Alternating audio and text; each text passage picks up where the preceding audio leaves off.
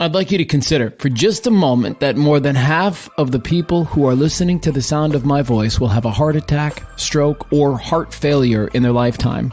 However, research shows us that up to 90% of heart disease and stroke is preventable. I think about my own father who died by heart attack at just 47 years old, and I wonder how much longer he'd be around if we'd just known about Health Span MD. Dr. Todd Hurst, a board-certified cardiologist, is not just my doctor. He's helped thousands of people just like you and me with his approach. HealthSpan MD is the way healthcare is supposed to be. An ongoing partnership between you and your expert healthcare team that guides you step by step on the best opportunities to achieve your health, weight, and longevity goals. Please take a minute and sign up for his 3-step consultation and witness the HealthSpan MD difference for yourself, so you can be here longer for your family and, most importantly, yourself. HealthSpanMD.com. HealthSpan MD, an insurance-based practice. And he looks right at me and he says, Mathew, you are a transitional character in your lineage. And that is why I do what I do. Hi there, my name is Mathew Blades, podcast host and motivational speaker, and I love keynoting and putting on workshops to help people understand the value of self-care. Because there are people in this room that feel broken, but you're not.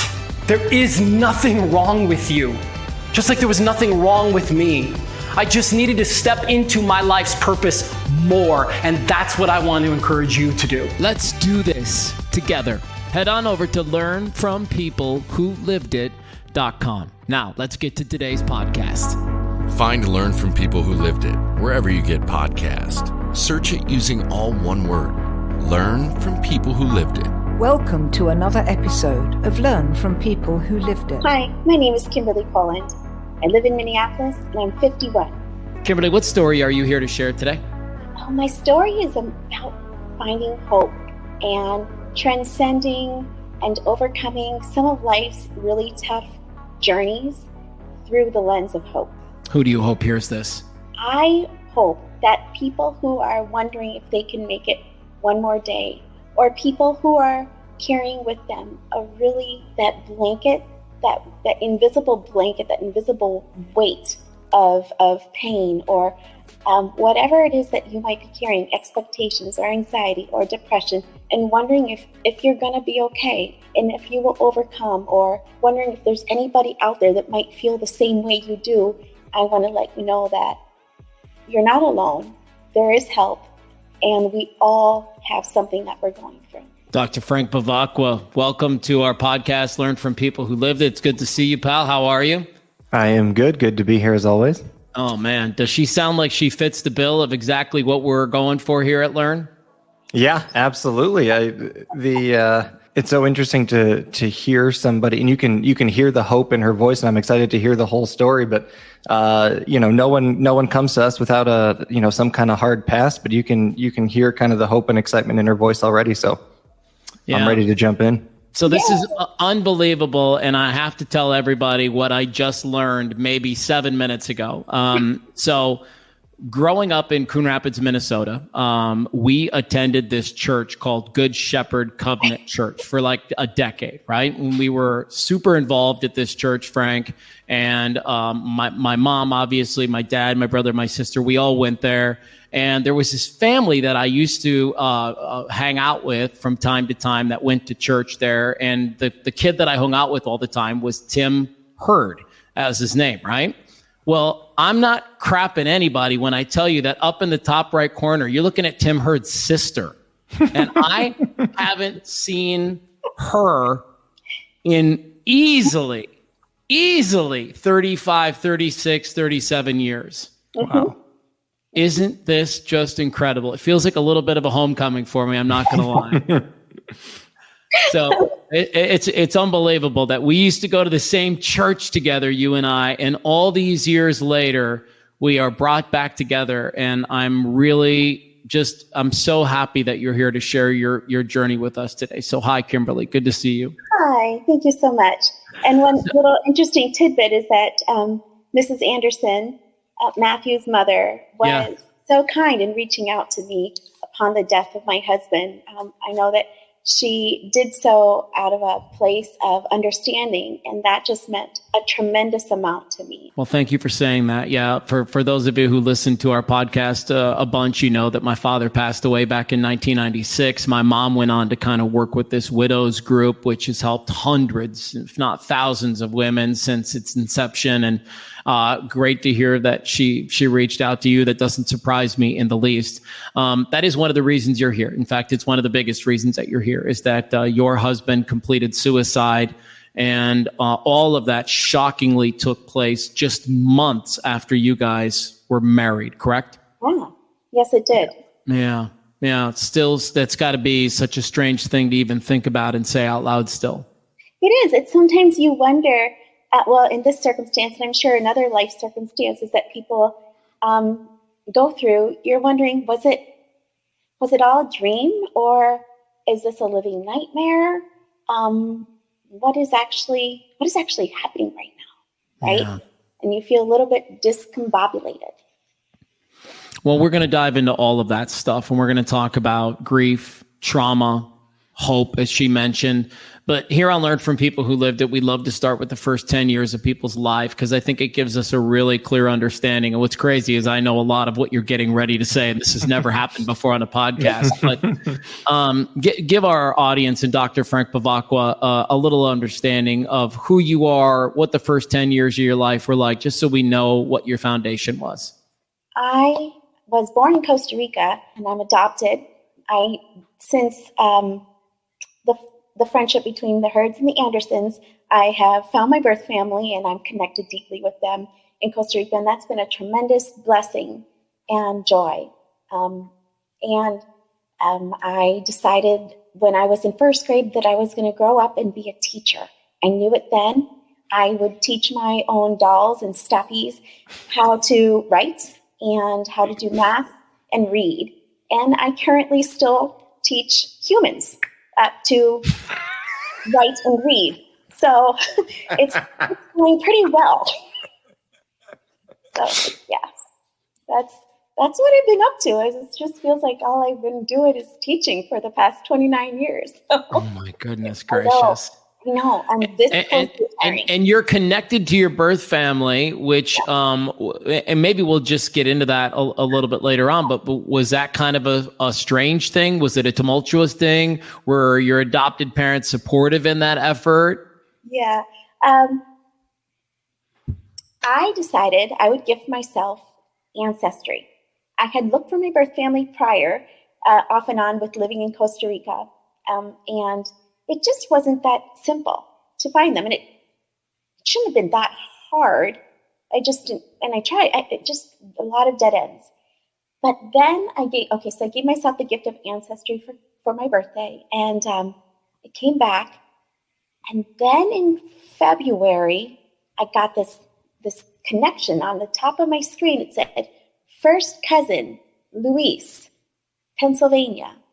And I'm like, oh, let's reach out to Luis, see what's going on. Here it was the biggest family secret of all time. And my birth mom, God bless her, had made life choices that probably were not in tune with the family values. And she placed me for adoption. She had 2 children before, 2 children after, and I was the only girl.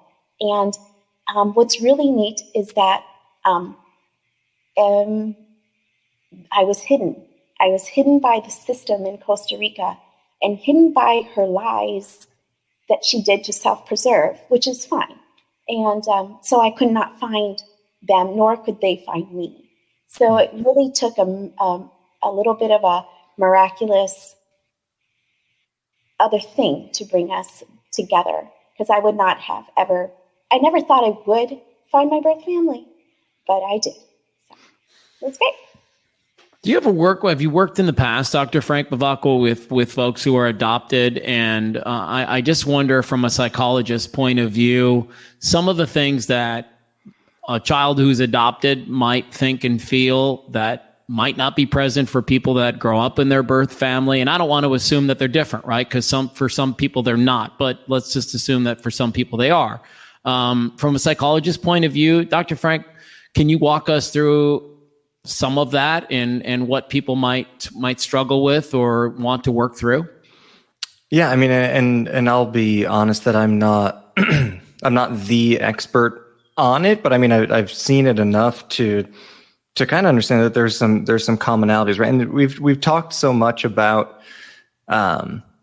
we've used the word like stability before, and I think sometimes when a young person kind of comes to the realization that they are adopted, like there's a potential kind of rocking of their world. I mean, I'll just ask you, Kimberly, like, when did you find out that you were adopted? Like, did you just kind of grow up always knowing, or did you like find out at some point? Because I feel like that makes a big difference. Well, because my parents are Caucasian and tall, it's pretty obvious early on. One of these things is not like the other. Right. And so it's me. Yeah. So yeah, and it just felt more like being chosen than abandoned. And so that was the mindset that I've grown with in life. Is just, it wasn't that I was abandoned, though I was. That's a reality. And I could focus on that reality, and that could truly like hurt me and inform decisions. But that's not the reality that I decided to hold on to, because the truer truth was that I was chosen. My parents wanted me. They picked me. And that mattered more. Yeah. And Mathew, like we've talked before, about this idea of people that come to us typically make it to us because they've either had all along or they've adopted, no pun intended, healthy habits kind of along the way, right? They've learned to kind of deal with emotions and realities of things in a healthy or healthier way. And Kimberly, you're absolutely right. Like, both of those things are objectively true, right? Someone gave you away and someone brought you in. Both of those things are objectively true. And there will be some people who focus on one over the other. And that's, I honestly don't know how you predict which person like starts out focusing on one or the other. But you seem to have kind of figured out how to focus on the better one pretty early on. And here you are. Well, and I can jump in and tell you that, the folks who chose you were some of the sweetest, most kind, humble, caring people on the planet Earth. I'm sure that they put their thumbprint on you in that way as well. Is that accurate? That is true. But you have to, I think one has to decide for themselves. You have the nature and the nurture situation, and you have to come to your own conclusion. That you have to own for the rest of your life. And you can't, like, I'm so thankful for the wonderful way that I was raised. And I believe it's because of them that I am who I am. However, I also believe that I can own my thought about being chosen more to my faith walk than I can being adopted. Like, it's true, they chose me, all that is true, but more true even than that was that I really feel chosen by my Creator, and that I think has been my platform in life. Let's jump into the deep end of the pool here. Who is Brian Koland? Oh, he was a wonderful, wonderful man. He was a principal in Roseville area schools for 30 years, caring, child-centered administrator. And he and I married after dating for a year. We dated during we met and started dating during COVID when everybody was locked down. We were not going to, doing the parks, and really it was a very sacred time because there wasn't a lot of people. You couldn't be with people. And so it was just like, oh, here we are. Let's do this. And so He's a father of 2 children of his own, and a twin brother, and the son of 2 wonderful humans. And yeah, he's a good man. But he was also broken, and it's that brokenness that changed the trajectory of his life, in a brokenness that he wasn't able to process well earlier in life, when he had some mental health issues, and then superficially trying to process them, but not doing the deep work, so that when they came back again during the COVID experience after we married, it just kind of snowballed, more like an avalanche, not a snowball. It was an avalanche, and it wasn't able to be stopped. So you guys marry in May of 2020, and then tell our audience what happens October 10th, 2020. You know, he had been in and out of different treatment facilities since July 22nd. And he just,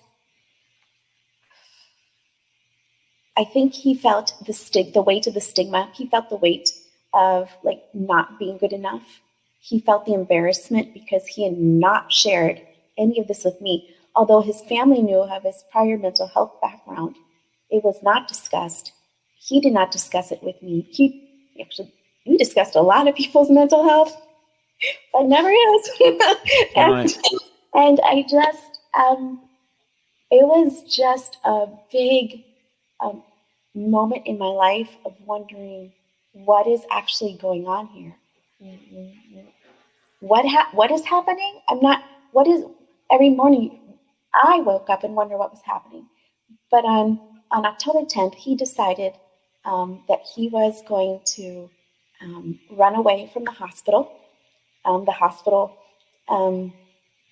There was a staff person. They went for a walk. It was supposed to be a therapy walk outside the hospital, without any fences or a good boundary, right? And he ran away from the therapy walk, and he ran into a neighborhood, and he went to an unknown person's home, walked through their garage, went to their shed, and found an implement to die by suicide that day.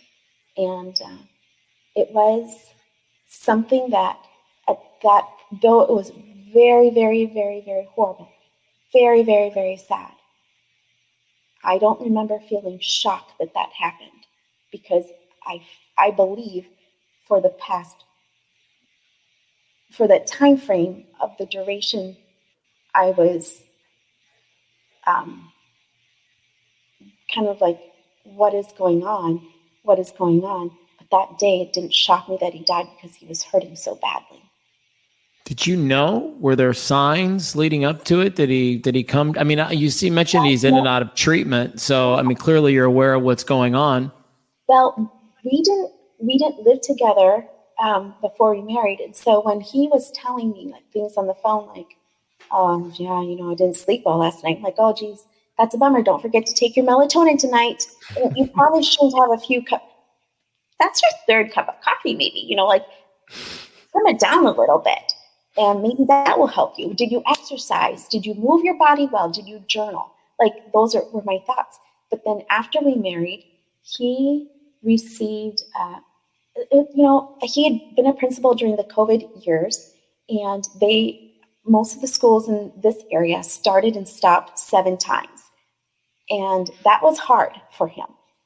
And then we're also, as educators, evaluated, and we have to do an intensive evaluation procedure every year. And so I think he was reading some of the evaluations, and they weren't all, gold stars. Well, it was hard. It was a situation where he had never been before, teachers had never been before, families and students had never been before. And he gave everybody else grace, but he did not give himself grace. And I think that as we went through the system after July 22nd, it was he stopped eating well. He was very, had a depression, anxiety spirit upon him. He really couldn't sleep. He was functioning on like 2 or 3 hours of sleep before he would go to work during the summer. He just couldn't do it. It's interesting to me, and Dr. Frank, I'd love to bring you into this part of the conversation because seemingly, well, he's not, so she admits like he's not eating well, there's some signs that things aren't going great, but, he was in a treatment center. He was receiving some kind of therapy. He was trying to work on these demons. And so Dr. Frank, from the chair that you sit in, shed some light on this, man, because it's important for others to understand psychologically what people are thinking about when they're in those moments where they're trying to right the wrong. They just can't seem to. And so from your vantage point, what's happening in those moments for folks? Well, one quick clarification, Kimberly. Was he going in and out of treatment voluntarily or involuntarily? Sometimes both. Right. There was a point where it started off voluntarily. Yeah. But then there was one specific time frame where it was not voluntary. It was either the police were going to bring him in or I was going to bring him in. And you had a choice, Brian, which one do you want, the police or me, because you're going. So. And I ask because, and it comes back to one of the biggest words that we opened with, and that idea of hope. Hopelessness is one of the strongest predictors of completing suicide, right? And it's not to oversimplify it, but the idea being that we can withstand a lot of crap sometimes if we have some inkling of hope that tomorrow could be better, right? Or next year could be better, right? If you told me that I'm going to feel like absolute trash for a year or 2 or even 5, but you told me that at the end of that 5th year, it's going to get better and I have the hope for that, I can probably endure a lot, right? We're built to survive or attempt to survive. Once that hope of anything getting better is gone, then it's less about how do I get better and more how do I get out of this? And so I guess I'm not surprised to hear that maybe it started out voluntarily, right? It sounds like he had battled some demons. COVID came along, totally shook, his world, all of our worlds, changed, turned things upside down, forced us to deal with things that we had never had to deal with before. This incredible isolation for a lot of us, that's only going to exacerbate stuff that was already there. And in the beginning, maybe it just felt like, okay, well, this is another one of these waves. I've ridden them out before. And then somewhere along the way, and I'm guessing, and I'm admitting I'm guessing, but somewhere along the way, there was a decision that like, I can't do this anymore, because the way that you described, how he completed suicide that day, like that was planned, right? He had that, he knew what he was going to do, and he had kind of accepted his fate before the rest of us knew that was going to happen. But yeah, coming back to the top, having any kind of hope that something can get better can help us endure a lot. And once that hope is personally gone, makes it real hard to want to keep trying, basically. Yes. Can I ask you a question, Kimberly? Do you mind? I would like to know, as the spouse, did you... All right, I'm going to ask some tough questions. Did you find, or were you angered by any part of this situation from the aspect of like, we just got married. Like, why can't this dude be happy? Why can't he get this figured out? Because I mean, honestly, I remember the first 4 months of my marriage, and it was total bliss. And Frank's getting ready to experience this. And so, were there parts of you, Kimberly, that were so freaking angry about the fact that he just could not find light in a time where it should have been one of the brightest? Yeah. The answer is yes, but surprisingly, it wasn't until maybe a month ago where I became angry at him. Because I have so much compassion. Because as educators, we are trained on suicide prevention. We're trained on mental health. I've taken all the classes, right? I just actually had to go to retraining on suicide prevention. Like, oh my gosh, I could write the book. This is the worst prevention thing I've ever seen in my life. Why am I here? But it wasn't until about a month ago where I'm like, I am so mad at you for this. It could have been a whole different journey, but it's not. But holding on to that anger for myself is not going to make my life better either. And so I think it's like most of life journeys, it's a series of the right hand and the left hand all the time. It's both and. It is no longer for me an either or. It both can coexist. I can be madly in love with my spouse and angry as all get out at the same time. And that's okay. And that's just the space where I live in my own mind. And I think that's okay. I think it's important to be angry at things that you think are not okay. And that was not okay.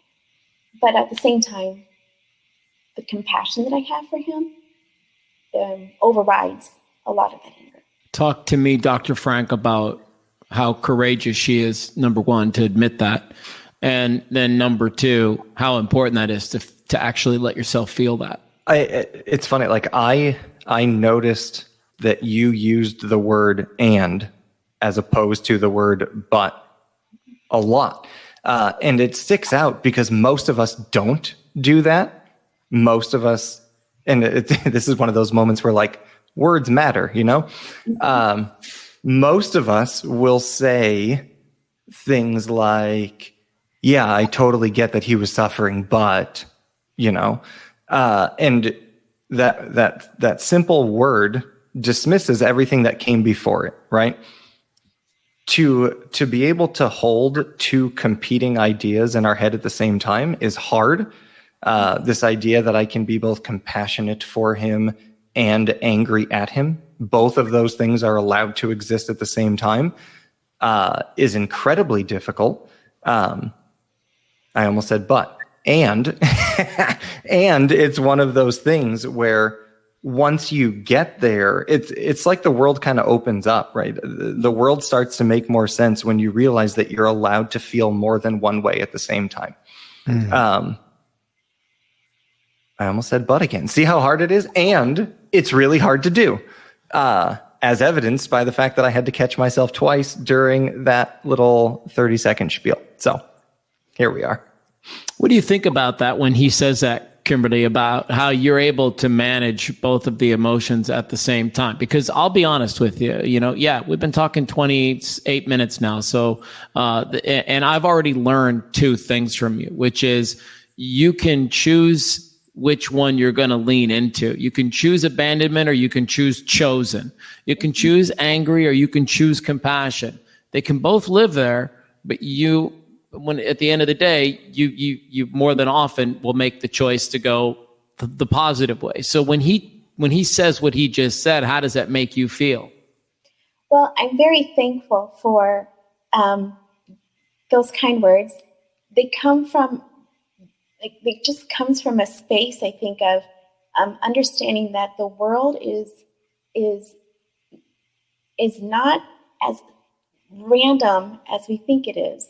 And these things that have happened to me are not happening to destroy my life. There's something that I can still live for. And I'm not dead. Brian's story is not dead. And he continues to be an educator, even though he's passed on, because his story can continue to bring light and education into other people's paths.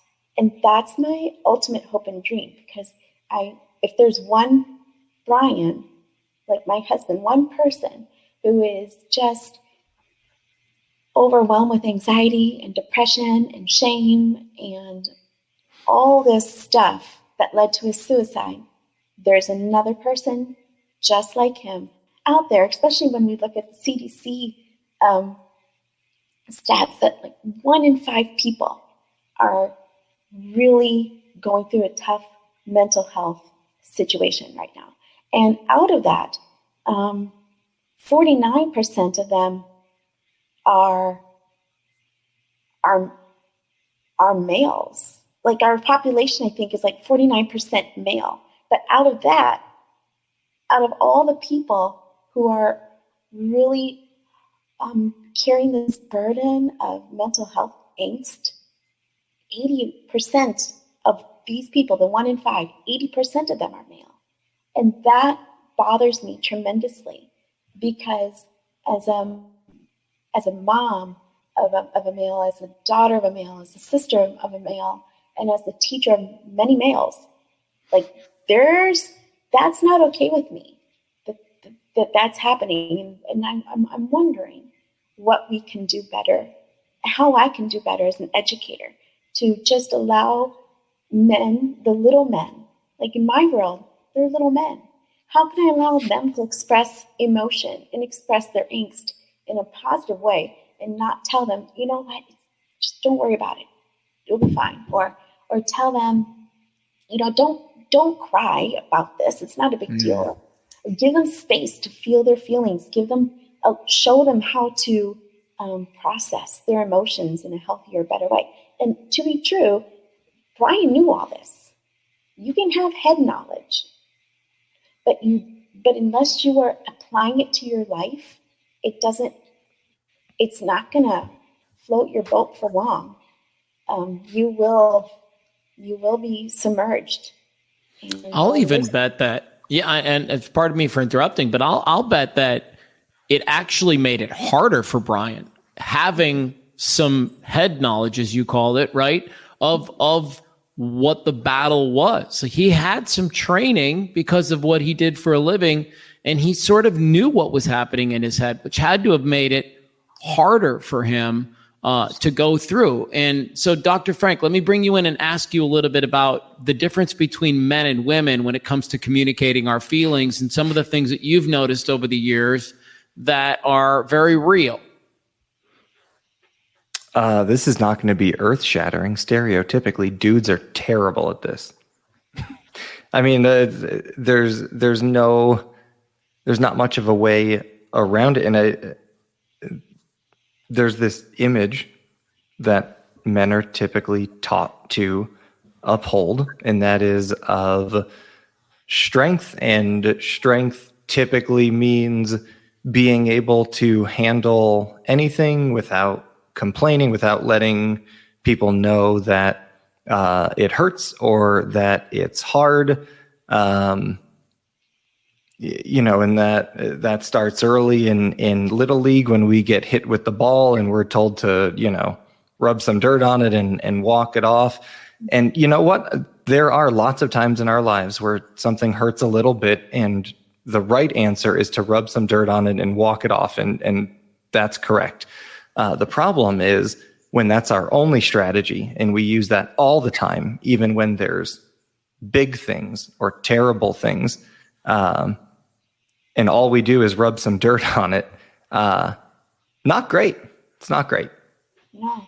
And I think that going along with that, it teaches us, I think society has taught us to pour, especially in some jobs, for example, education, healthcare workers, police officers, pour into others, pour into others, pour into others. But the more you pour into others without pouring into yourself, you're left with a personal deficit. And there's no way you can speak life and speak hope and speak overcoming into other people. And when you yourself are depleted, like you're just using words, but you don't have it for yourself. So then when you need it for yourself, it's not there. Yeah. It's gone. Yeah. So I want to move this conversation into a place now. Let's get a little closer to that hope thing that we talked about at the beginning. And, maybe somebody's here and they're listening to this podcast because they have a partner who's just completed suicide recently, let's say in the last few years. The wound is still kind of fresh for them, like it is for you. One of the things that you talk about is the importance, Kimberly, of having a small group of people around you that you can really trust. And Frank and I have had these discussions before about how when something like this happens to a family, it's very difficult for the family to kind of fix and solve the issue and get through the issue because everybody's hurting. Everybody's in pain. But what was your experience, and why do you think it's so valuable to have a small group of people in and around you that really understand and know what's going on? Well, first of all, I think it's really important for people to understand that even within a family framework, when there is a death in the family, especially your nuclear family like that, everybody is going to feel it, but everybody's going to feel it differently. And everybody is going to react differently. And the way that one human does and the way that another person does, they might be so polar opposites. And within that space, you really need to not be judgmental, because everybody had their unique relationship with the person that is now passed away. And their grief and their way of expressing the grief is just from a deep, deep place of love, because grief is just an endless new life journey, but it's because you love so hard, right?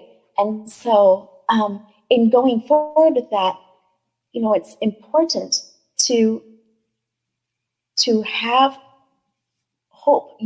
You're not the one who has passed on. There's still a plan and a hope and a future for you. And yes, it's hard. And yes, now this is, in my example, part of my story. But that just makes my story more alive, and for me, way more important now. And so, things that people can do when they're in this moment, in this space of whatever grief you might have, whether it be from, in my case, a suicide, a death, or maybe it's a death of a dream, right? You were hoping for this, but now it's that. You were hoping for a new job promotion, but now you're doing this, and it's just not where you wanted to be. And you're whatever age you are, you're just not where you thought you should want to be. And I think that we need to be okay with blessing the life that we have and not the life that we wanted.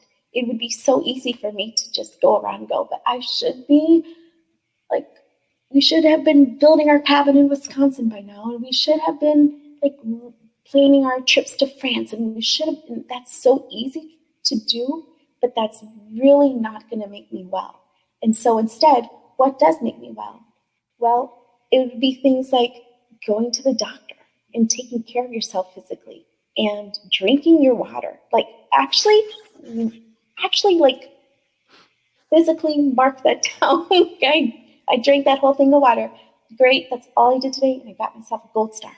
Good night.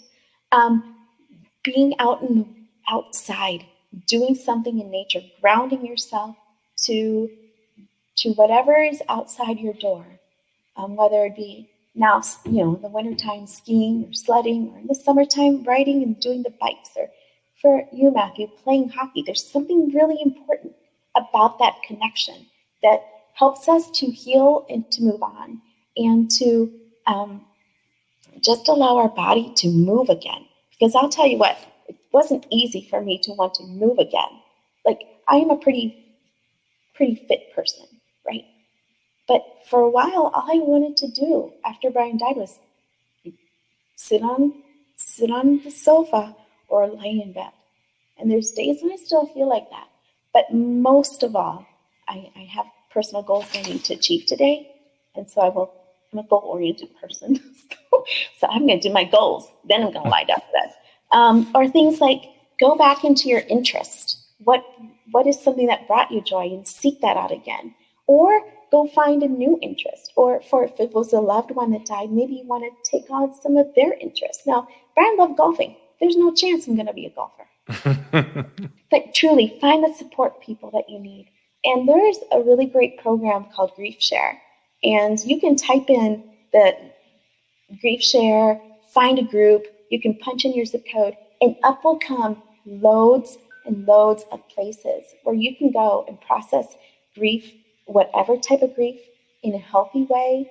And it just allows you to feel like you're not alone. There are other people, and you're going to be okay. Because when you find your group, right, you realize that you're actually going to be okay.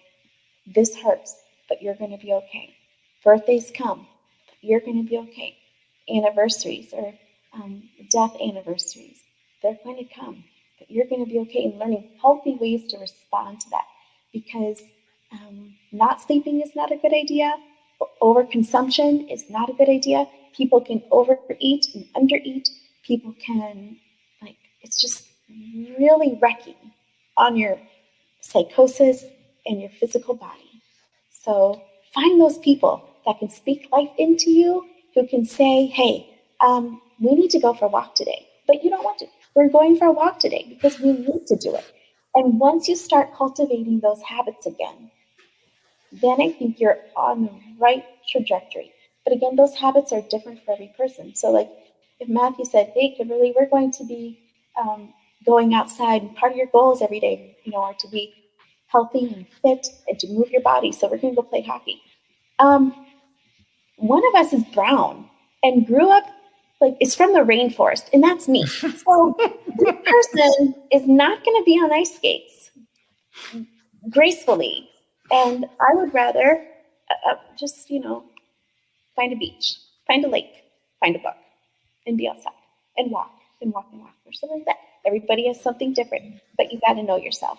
I kind of feel like she just put on a master class in self-care, don't you, Frank? I mean, it's tremendous what she talks about and how she uses her community. Don't you agree?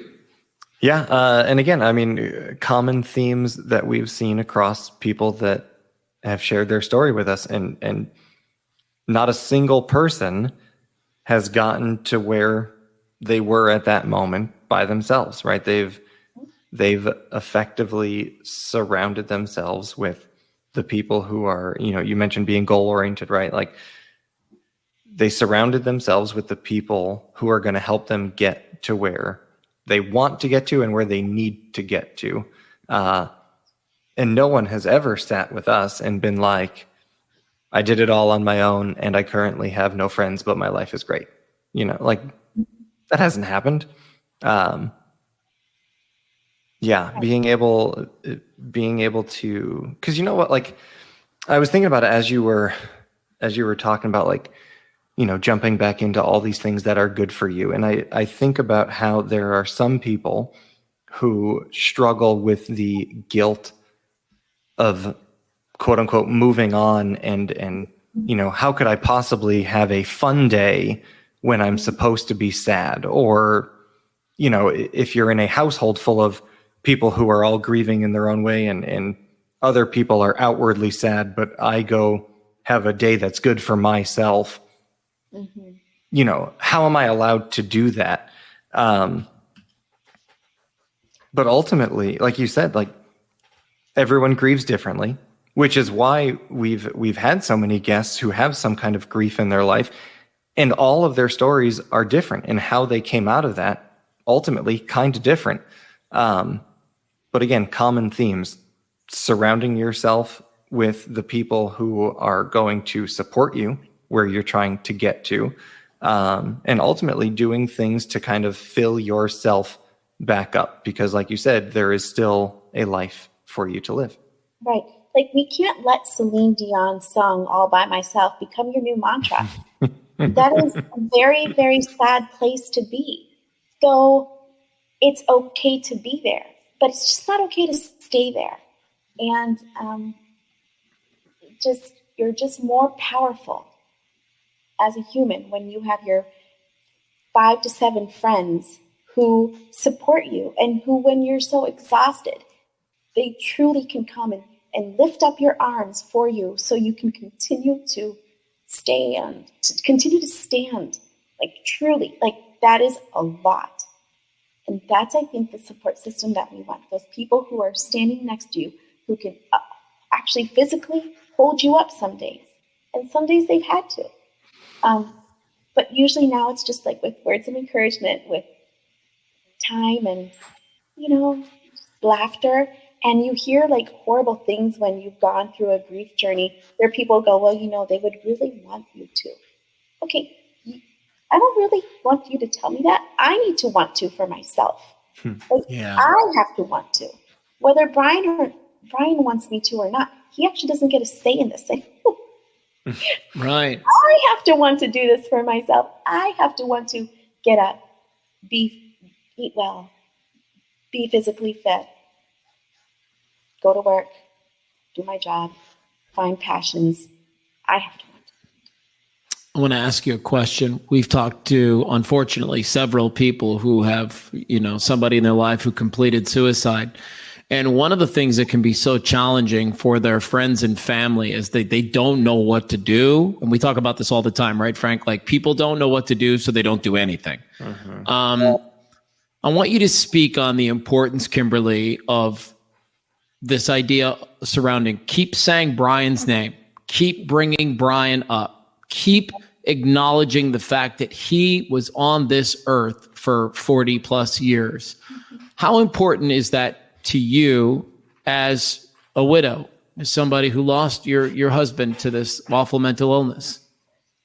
I think that it's important to do that because we need to be better about holding space for other people. I think a lot of people in society would say that we are now very self-centered. And I think people get confused with self-centered and self-care because they're not the same thing. But when we hold space for other people in our lives, I think that's what allows us to then within our own selves, as we're holding space for others, we're holding space also for ourselves. And I'm not really sure how that all works out. I just know that it does. And I think that it's an adventure when you are with another person speaking about their loved one who's passed on, or when you're just sitting with someone who's hurting. You're helping them join an adventure. It's still an adventure. It's still a rocky road. Not all adventures are great. But you're helping them on that new life journey of transcending and overcoming. And I think that is a precious thing to be. My friend Jimmy Casas he's an educator. He wrote a book called Culturize. And in there was this chapter about being a merchant of hope. And he had asked me to write about that. And I've held on to those three words, merchant of hope, ever since 2016 or so, or 15 when he and I were working on that. And gosh darn it, don't we need to just be a merchant of hope for more people in our circles, more merchant of hope for our neighbors, a merchant of hope for our coworkers? Because if we really dig deep into that stat, 1 in 5, well, I know at my school there's a lot of people working there. So there's a lot of people who are that one. And you've got to find that one. You've got to check in with your neighbors, and you've got to check in with the people who look like they have it all together. My husband, Brian, wore a suit and a tie to work every day with really nice shoes. He had more clothes than I did. And the guy had a tie for every day. He had 365 ties. And you would never have known he was struggling with his mental health because he looked good. He looked like he had it all together. So those are the people that my heart is now looking for, people who have it all together, very specifically people who are in leadership and people who, have really people jobs where we're always giving, and never taking the time to pour back into ourselves. Therefore depleting our own mental health. And now we can't give well because we have nothing left to give. So again, the nurses, the doctors, the teachers, the police officers, I can make a very long list of people who continue to give. And psychologists, yes, truly. Because you hear everybody else's story and you bear the weight. You're like the giver in the book by Lois Lowry. You're the giver. You're holding all these things. Now what are you going to do with them? And sometimes that weight is so much. You just have to figure out how to let it go. Yeah. Let it go. What are your tools, Dr. Frank? I don't know if I've ever asked you this before, but what do you do, man, after a heavy day of stories and people kind of, coming to you to work some things out? Do you have a strategy for yourself to kind of, I don't know, let it go?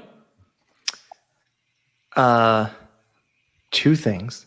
One, I play a tremendous amount of softball. That is a passion that I discovered early on in life. It is something that it keeps me young-ish. But it is my outlet. Yeah, ish. The gray is, whew. But it is the thing that I have found that kind of resets me and rejuvenates me the most. And part two to that is I am lucky enough to be marrying in a couple of weeks the person who resets me and rejuvenates me the most. And it's funny because at the end of our work days, Michelle likes to talk about her day a lot, the good, the bad, the frustrating, all that stuff. And I don't. My strategy is to kind of get lost in hers, which is, on the surface, it sounds like it's just one more person that I'm supporting, but like it's so much different. It's an escape because it's a world that's so different from mine, and it's easy to just kind of get lost in that. And that's my way of like leaving my own day behind and being ready for the next one. So it works. Perfect. Did you love that, Kimberly? Great. Yep. And that's very healthy because you do have to find a very healthy way. And I know that, like, even with my special friends at school, when they're overwhelmed, when they're unregulated, they need to actually have a physical thing to do to reset themselves. So playing ball or playing hockey, running, walking, it does something. Yeah. One last question that I want to ask, and maybe you know the answer, maybe you don't, but what did losing Brian teach you about yourself?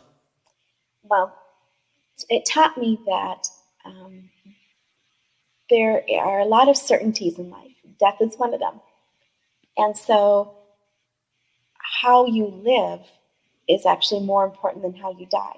So focusing on like all the good elements of Brian's life is important to me to carry that on as much as the story of how he died. But even within that, there's so much hope, because as much as death is a certainty, hope is also certainty. And hope is not something that like you find for sale on Amazon. You can't actually buy it. And it's not that you can avoid suffering. And it's either I'm suffering or I have hope. It's again one that journey, those journeys of it's both and. It's right and left. You can suffer and have hope. You can be hurting and have hope. And it's that hope that I think carries you through the darkest times of your soul. And you have to sometimes speak to your own soul as much as, like, you know, you might turn on an inspirational speaker, or you might listen to a pastor or read a really good book. That's fine. But if you don't speak into your own soul, if you don't speak over your own self and tell yourself the truth instead of listening to the lies, then you're not going to be okay. So like facing your brutal fears, but facing them with hope, knowing that there are resources for you, there are people for you, and there are there's a place for you in this world still, even though you might be struggling with something really tough. Hope is not an endangered species. Hope is still alive, and you've got to figure it out, and you've got to find it for yourself. Yeah, I love, I'm writing it down. Hope is not an endangered species. I mean, that is, because listen, you know, I don't know about you, Frank, but I'm certainly been very public with my mental health journey. And there are days where you can't find hope anywhere. And it's got to be, number one, so frustrating for the people around you. It's certainly frustrating for the person going through it. But it isn't an endangered species. It's still out there. We just need to maybe get with a group of people that can help us find it again. Kimberly, I cannot thank you enough, number one, for coming back into my life. Even if it's just for this podcast, I'm thrilled that we've reconnected. And two, for sharing a really tough story with us, so that we might find our own hope and understand that sentiment, which is we're not alone. We don't have to walk this journey by ourselves. Always someone there for you. We have 3 goals with Learn from People Who Lived It. 1, to help you feel less alone. 2, encourage you to seek out a coach, a therapist, a church, anyone who can help you get through your journey and find some healing. 3, when you're ready, share your story with us. Find Learn from People Who Lived It wherever you get podcasts. Search it using all one word. Learn from People Who Lived It.